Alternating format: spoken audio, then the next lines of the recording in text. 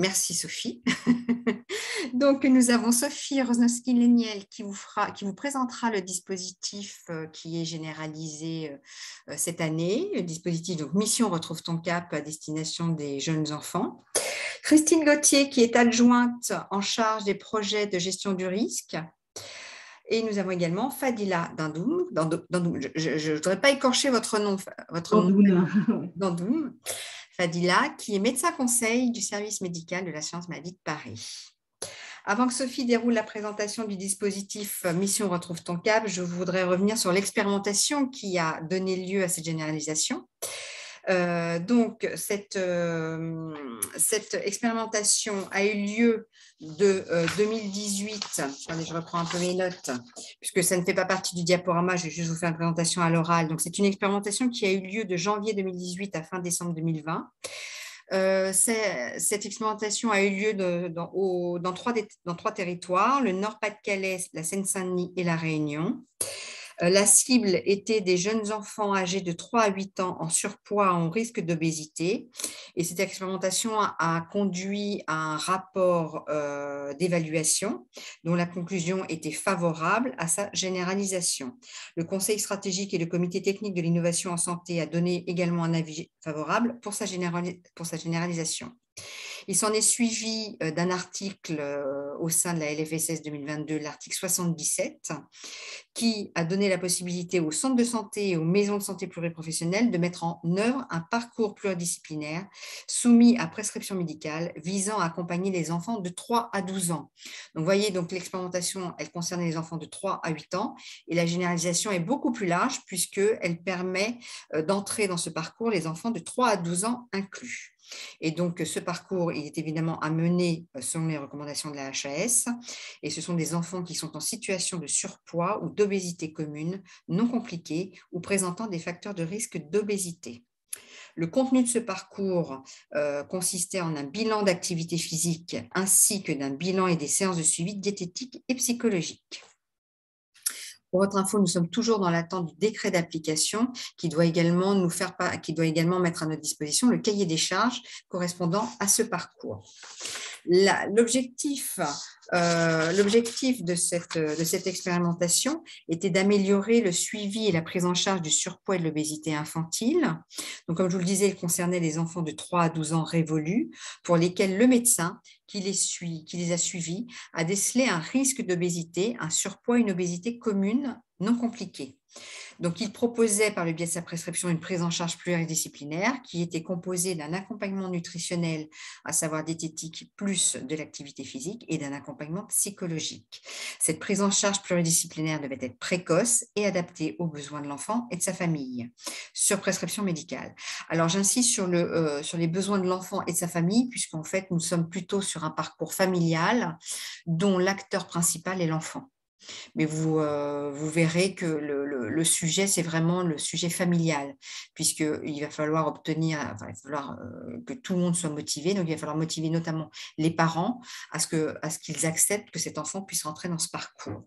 Et donc, le dispositif était pris en charge à 100% par l'assurance maladie, sans avance de frais pour la famille, ni dépassement d'honoraires. Un petit retour sur cette expérimentation et notamment avec quelques éléments de bilan. Donc, 2086 enfants ont été inclus en janvier 2021, dont 20% faisaient partie de la Seine-Saint-Denis. 60% des enfants étaient surtout des filles, dont 70% étaient en situation d'obésité, un quart en surpoids et 4% ni en surpoids ni en situation d'obésité. 1146 professionnels de santé ont orienté au moins un patient, 80% par un médecin généraliste, 7% par un pédiatre, 6% par un médecin salarié d'un centre de santé et 5% par un médecin de PMI. S'agissant de l'impact sur les habitudes de vie et de la corpulence des enfants, on a pu noter donc une amélioration positive de la situation de ces enfants vis-à-vis de leur corpulence et notamment vis-à-vis de leur IMC, qu'il soit absolu ou relatif.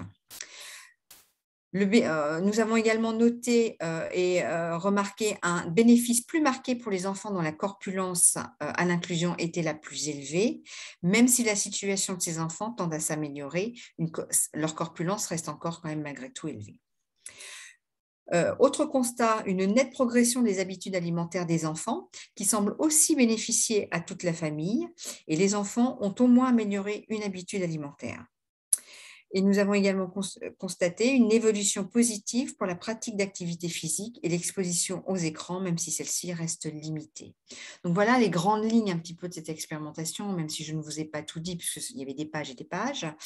Mais voilà un petit peu le constat qui avait été fait, surtout lorsque l'on sait que selon l'étude, je ne l'ai plus en tête, mais une étude avait été faite en 2015-2016, où le constat avait été quand même assez alarmant, c'est que la jeunesse, en fait, il avait été constaté une prévalence à l'obésité à hauteur de 17% en France. Et quand on sait que ça, c'était avant la pandémie et qu'on sait qu'avec la pandémie, ça a d'autant plus impacté sur la vie de ces enfants et leur capacité à être plus sédentaires, à faire beaucoup moins d'activités sportives et à manger plus et moins bien, en tout cas mal. Et donc, en fait, on peut penser que cette prévalence a été en augmentation. À la fin de cette présentation, je vous propose de laisser dérouler la présentation du diaporama pour favoriser nos échanges à la fin de cette présentation. Mais n'hésitez pas déjà à marquer vos questions dans la zone commentaire de l'outil Zoom. Et il ne me reste plus qu'à vous souhaiter une belle présentation. Et donc, je laisse la parole à Sophie qui va démarrer cette présentation et qui à différents moments, laissera la parole à Madame Gauthier et à Madame Dantoum. Voilà, belle présentation à vous. Merci Laurence. Alors, je n'arrive pas à passer les slides. Bah donc.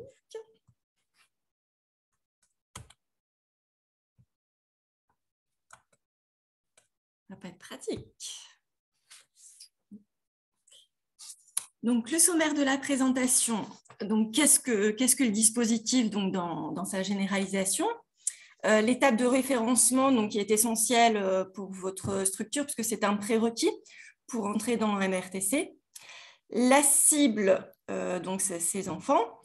L'accompagnement qui est proposé, le rôle et les missions des professionnels impliqués, le circuit, les modalités de la prise en charge, la valorisation au niveau des accords conventionnels et enfin la rémunération des professionnels de la prise en charge. Donc, débutons par la présentation générale. Donc, MRTC a pour objectif de prévenir et d'améliorer la prise en charge des enfants de 3 à 12 ans. Donc là, on a élargi la cible par rapport à l'expérimentation et de leur famille. Lorsque le médecin a décelé chez l'enfant un surpoids, une obésité commune sans autre complication, ou bien des signes d'alerte sur la courbe de corpulence. C'est une prise en charge pluridisciplinaire qui est précoce et adaptée aux besoins de l'enfant, qui va porter sur la diététique, l'activité physique et un accompagnement psychologique. La prise en charge s'effectue sur une prescription médicale qui est faite par un médecin généraliste, donc pas nécessairement le médecin traitant, ou par un pédiatre ou un médecin scolaire ou encore de PMI, et au sein des centres de santé et des MSP conventionnés et qui se seront référencés donc, auprès de leur CEPAM de rattachement auprès de nous. Ce dispositif est pris en charge à 100% par l'assurance maladie et donc sans avance de frais ni dépassement d'honoraires, sans avance de frais pour la famille. Donc, passons à cette étape essentielle donc, de référencement. Nous allons vous demander de vous engager sur les points suivants. Donc, le respect de la prise en charge telle qu'elle est définie dans le cahier des charges qui vous parviendra prochainement. Vous devrez proposer des rendez-vous qui seront bien des créneaux horaires compatibles à l'organisation familiale, donc en dehors des temps scolaires, les mercredis, samedis ou vacances scolaires. Une prise en charge qui doit être pluriprofessionnelle, avec des professionnels qui, idéalement, ont déjà une expérience en obésité infantile. Et vous aurez le choix, si vous n'avez pas des salariés dans votre structure, de prendre des vacataires pour des interventions dans le cadre de ce dispositif. Vous devrez, donc vous professionnels, rédiger des comptes rendus à destination du médecin prescripteur après chaque bilan et en fin de suivi. Et vous aurez également à proposer des adresses de clubs, d'associations sportives, de loisirs, hein, pour une orientation vers une activité physique. Et enfin, vous recueillerez les données nécessaires au suivi dans un outil dédié qui vous sera accessible sur Internet. Donc, les modalités de référencement. Donc, vous aurez un dossier à compléter en 3 parties. C'est très rapide. Je vais vous montrer juste après à quoi il ressemble. Pour le 10 juillet, de préférence, le 10 juillet. Et l'adresse à laquelle vous pourrez nous l'adresser, donc c'est notre balle générique à la Caisse de Paris. C'est l'adresse avec laquelle vous avez été invité à cette réunion ce soir. Donc voici le dossier de référencement qu'on vous fera parvenir dès demain. Donc une première partie avec les coordonnées de votre structure. La seconde avec une déclaration sur l'honneur de la part du représentant légal de votre structure, donc qui va s'engager sur tout ce que je vous ai listé là auparavant. Et enfin, une troisième partie sur la formation de l'équipe de professionnels qui va prendre en charge ces enfants, sachant que cette équipe donc, doit être déjà désignée avant que vous puissiez recevoir les enfants. Vous avez donc jusqu'au 10 juillet pour nous adresser votre dossier de référencement. Je laisse maintenant la parole à Fadila pour le ciblage des enfants. Oui, alors seront concernés par ce dispositif donc les enfants de 3 à 12 ans, comme on vous a dit, et leurs familles évidemment. Donc les enfants qui sont en surpoids, en obésité commune non compliquée, donc avec un IMC supérieur ou égal au 97e percentile, tel que défini dans les références françaises, hein, c'est ce que vous avez dans le carnet de santé, actuel. Et puis aussi les enfants qui sont à risque de développer, qui ont des situations associées à un risque important de développer une obésité dans l'enfance. Ce sont les enfants chez qui on constate dans leur courbe de croissance staturo-pondérale un rebond d'adiposité précoce, donc avant l'âge de 6 ans, et puis un changement rapide de couloir vers le haut dans leur courbe staturo-pondérale. Évidemment qu'un enfant qui va démarrer une prise en charge avant ses 12 ans, cette prise en charge va se poursuivre jusqu'à son terme, au-delà évidemment de ses 12 ans. Les enfants qui présentent une obésité sévère ou alors des troubles du comportement alimentaire, ces enfants-là, il faudra qu'ils soient plutôt orientés par le médecin traitant vers une prise en charge spécialisée de deuxième recours, c'est-à-dire une prise en charge par un endocrinologue, un nutritionniste, enfin voilà. Hein. Donc c'est vraiment les enfants en surpoids, en obésité commune non compliquée qui pourront intégrer ce dispositif.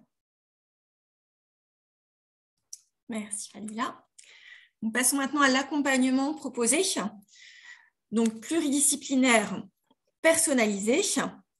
L'accompagnement va consister en un accompagnement nutritionnel, donc diététique, activité physique et psychologique si besoin. Avec 2 types de prestations, donc vous voyez en haut de l'écran des prestations sous forme de bilan qui sont des entretiens approfondis avec la famille, ça va durer environ 1 heure. Et en bas, donc, vous avez les séances de suivi qui sont prescrites donc par le prescripteur au nombre de 1 à 6 par séquence. Le prescripteur peut mettre une séquence et vous laisser la main pour le nombre de séances ou bien prescrire un nombre de séances déjà déterminé. Plus en détail, l'accompagnement nutritionnel donc, comprend un bilan diététique qui lui est systématique, donc d'1 heure. Il peut être réalisé par un médecin, un infirmier, un diététicien. Il va permettre d'apprécier les habitudes alimentaires de la famille, les représentations de l'enfant sur le surpoids et définir en famille, donc avec son entourage, des objectifs personnalisés. Un bilan activité physique qui peut être fait par un médecin, un kinésithérapeute, un infirmier, voire un diététicien s'il est formé sur le sujet. Là, on va explorer le rapport de la famille vis-à-vis des activités physiques. On va déterminer le niveau de sédentarité de l'enfant et appréhender les différents leviers pour diminuer ces temps de sédentarité. Puis, des séances de suivi nutritionnel d'environ 30 minutes pour accompagner vers un changement durable, donc des habitudes alimentaires, et augmenter la pratique de l'activité physique. L'accompagnement psychologique, lui, donc, est composé d'un bilan d'1 heure et de 2 séances de suivi, donc si nécessaire avec un psychologue, d'environ 45 minutes. Là, c'est s'il y a besoin d'un soutien, d'un accompagnement dans les changements proposés, et on abordera les représentations, les croyances et la déculpabilisation de la famille par rapport à ce surpoids, de cette obésité. Passons au rôle et aux missions des professionnels impliqués dans la prise en charge. On va démarrer donc avec le médecin qui suit l'enfant.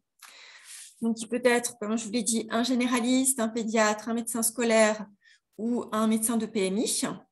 Donc, il va repérer l'enfant à l'aide des courbes de corpulence.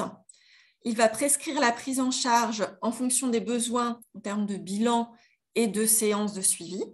Il va orienter vers des structures référencées, d'où la nécessité pour vous de nous retourner ce dossier de référencement. Il va coordonner le suivi grâce aux différents comptes rendus que vous lui enverrez au fur et à mesure de la prise en charge.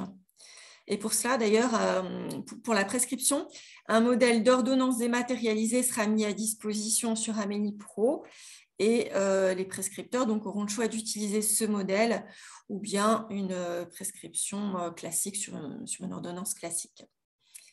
La prescription porte sur 1 à 3 bilans et sur ou un nombre de séances de suivi ou bien sur une séquence, et on vous laisse la main pour définir le besoin du nombre de séances. Le rôle des professionnels donc de la prise en charge dans les structures maintenant. Donc, les professionnels de santé, les diététiciens, les psychologues peuvent être salariés ou vacataires si la structure ne dispose pas de tous ces professionnels. Ils sont chargés de la prise en charge de l'enfant et de sa famille selon les recommandations de la HAS. Ils rédigent les comptes rendus en fin de chacun des bilans et en fin du suivi. Et ils font le lien avec le prescripteur. Je vous précise que vous devrez disposer des contrats de travail ou de vacations correspondants pour démarrer la prise en charge des enfants.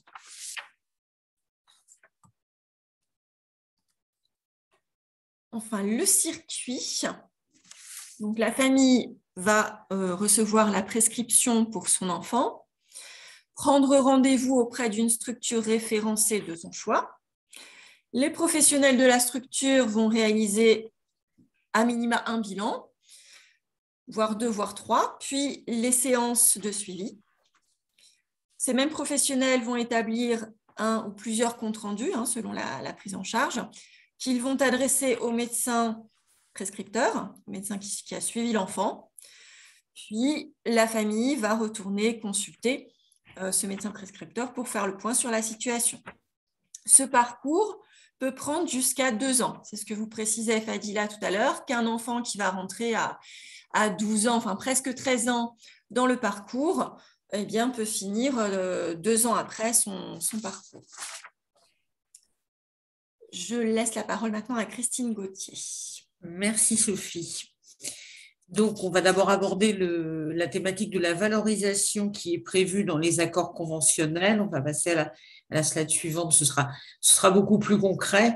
Alors, en sachant toutefois que ces accords conventionnels, je vais y revenir, ne sont pas encore parus au journal officiel, mais c'est imminent.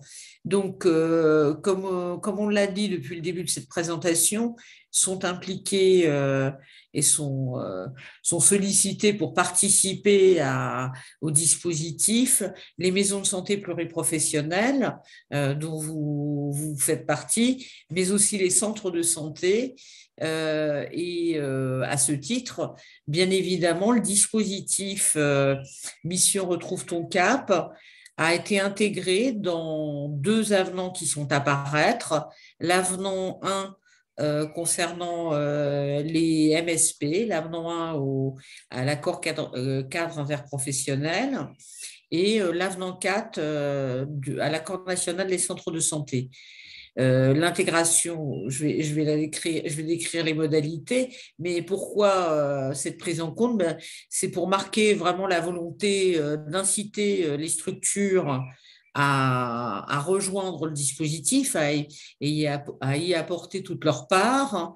Et puis, c'est aussi pour rémunérer la coordination que cela va supposer de mettre en place au sein des structures. Donc, il y a en premier lieu une valorisation de 100 points fixes qui est prévue dans les 2 accords d'ailleurs. Ça fait donc 700 € par structure et par an. Là, l'objectif, c'est donc de valoriser le référencement. Et puis ensuite, il y a une valorisation qui est prévue de 350 points variables, soit au maximum de 2 450 € par structure et par an. Et là, pour remplir les conditions, il faut que la structure réponde à l'une des missions de santé publique qui figure déjà en annexe de la CIMSP concernant le surpoids et l'obésité de l'enfant. Bien évidemment, si elle n'est pas engagée dans cette thématique, mais si elle a d'autres missions de santé publique, ce qui est le cas de la majorité des maisons de santé pluriprofessionnelles parisiennes, il suffira de rajouter lors de la candidature de référencement qu'il faudra bien cocher la case mission de santé publique. Bien évidemment, dès que le texte de la CIMSP paraîtra, nous organiserons, j'ai en charge l'équipe exercice coordonné qui s'occupe des MSP et des CPTS, nous organiserons un webinaire en souhaitant qu'il y ait un peu plus de participants que ce soir, mais je pense et je l'espère, pour présenter cet avenant à toutes les maisons de santé parisiennes. Concernant la rémunération, comme l'a fait remarquer Laurence dès le début de sa présentation, lorsqu'elle a relaté l'expérimentation qui a été menée, il est important de noter qu'a été confirmé le financement à 100% par l'assurance maladie, sans avance de frais pour les patients et pour les parents. Donc on sait que c'est un facteur qui doit permettre de favoriser l'adhésion des parents au dispositif. Alors, concernant la rémunération, je m'en excuse, mais là aussi, nous sommes en attente de la publication des textes. En fait, c'est le fameux cahier des charges qu'évoquaient mes collègues précédemment. Mais nous avons d'ores et déjà des informations qu'on est en mesure de communiquer. On vous l'a décrit tout à l'heure dans le schéma, il y a 2 types de prestations en fait.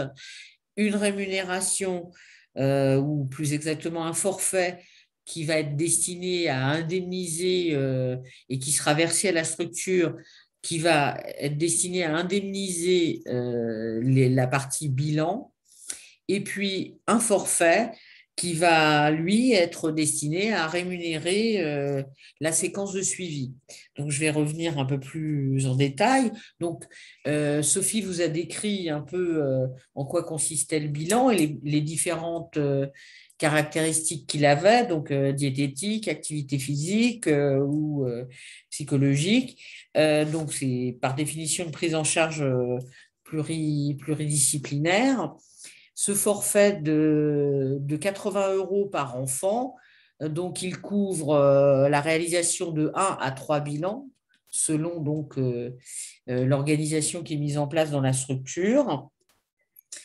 Et il est important de noter que, comme cela a été évoqué tout à l'heure, c'est donc la structure qui va percevoir ces forfaits et ils pourront donc ces bilans pourront avoir été réalisés soit par des salariés, mais ce n'est pas forcément le cas dans tous les centres de santé et maisons de santé pluriprofessionnelles, ou soit par Ça coupe, Christine.